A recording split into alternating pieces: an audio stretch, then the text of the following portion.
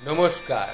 কথামৃতের অমৃত কথায় আজ আমি আপনাদের সামনে দশম খণ্ডের প্রথম পরিচ্ছেদ থেকে কিছু কথা আপনাদের সামনে তুলে ধরছি। একটু মন দিয়ে শুনবেন, ঠাকুরের কথা তো ভালো লাগবে।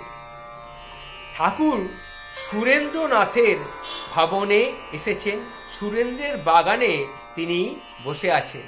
সময়টা তিনি হলেন 1884 খ্রিস্টাব্দ 15ই জুন।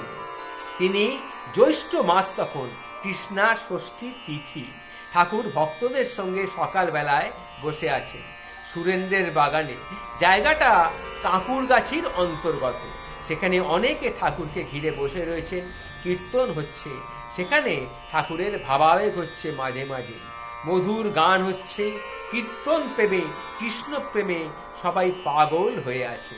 কৃষ্ণ চলছে, ঠাকুরও মাঝে মাঝে দীর্ঘশ্বাস ফেলছেন আর আহা আহা এই কথা ঠাকুর বলছেন।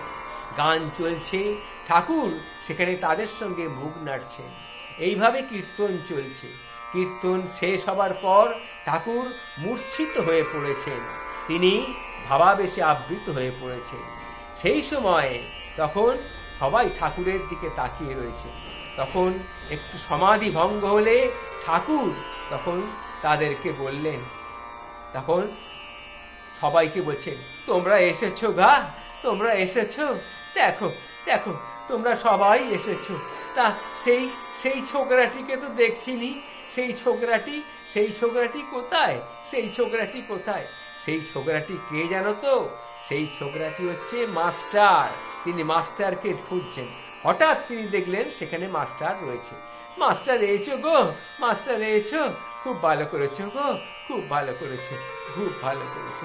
দেখো দেখো তোমার মুখে কিরকম একটা কালো আবরণ পড়েছে, দেখো অফিসের কাজ করছিলে তো, অফিসের হিসেব পত্র, তাই তোমার মুখে এরকম একটা কালো ভাব এসেছে। তুমি সংসারী লোক, কিন্তু তোমাকে আবার ঈশ্বরও টানছে। তাই বলো যে ঈশ্বর আছেন, এক হাত সংসারে, এক হাত ঈশ্বরে। এটাই তুমি আসল বলে জেনো গা, এটাই তুমি আসল বলে জেনো। তখন আহা দেখো দেখি, মাস্টারকে তিনি ঠাকুর বলছেন, দেখো দেখি কত গোপীদের অনুরাগ, তমাল দেখে একেবারে প্রেমন মাল। শ্রীমতীর শত রূপ বিরহনলে চোখের জল পড়ছে। আগুনের ঝাঁজ শুকিয়ে যেত, জল হতে হতে বাষ্প হয়ে উড়ে যায়। আমারও সেই রকম হয় গা, আমারও সেরকম হয়। তখন মাস্টার মশাই তাকে বলছেন, হ্যাঁ শুনেছি ঠাকুর, গৌরাঙ্গেরও এইরকম হতো, এইরকম হতো, এটা আমি শুনেছি। আহা হা হা, সেই কৃষ্ণ প্রেমে যদি এক বিন্দু কারু হয়, কি অনুরাগ, কি ভালোবাসা। শুধু 16 আনা অনুরাগ হয় গা, 16 আনা অনুরাগ হয়। 5 শিকে আনো গা, 5 শিকে 5 আনা, এরই নাম প্রেমন মাঝ। এই কথাটা তাকে ভাবতে হবে, তার জন্যে ব্যাকুল হতে হবে। তা তুমি তো পথে থাকো, সাকারেও বিশ্বাস করো, আবার নিরাকারেও তুমি বিশ্বাস করো।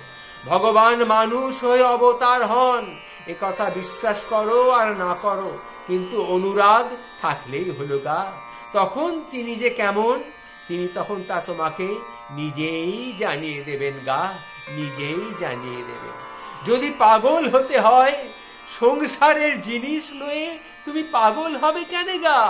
যদি পাগল হতেই হয় তবে ঈশ্বরের জন্য পাগল হও।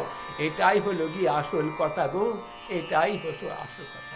জয় মা, জয় মা, জয় মা, জয় মা। এ কথা বলতে বলতে ঠাকুর আবার সমাধিস্থ হয়ে পড়লেন। ঠাকুর শ্রী শ্রী রামকৃষ্ণ পরমহংসদেবের কথা অমৃত সমান। আমি বলে ধন্য, আপনারা শুনে ধন্য। ঠাকুরের অবিরাম কৃপা আপনাদের মস্তকে নেমে আসুক, এটাই আমি কামনা করি, এটাই আমি আপনাদের সামনে তুলে ধরলাম। জয় শ্রীকৃষ্ণ, জয় শ্রীকৃষ্ণ, জয় শ্রীকৃষ্ণ, জয় শ্রী শ্রী রামকৃষ্ণ পরমহংসদেব, জয় শ্রী শ্রী রামকৃষ্ণ।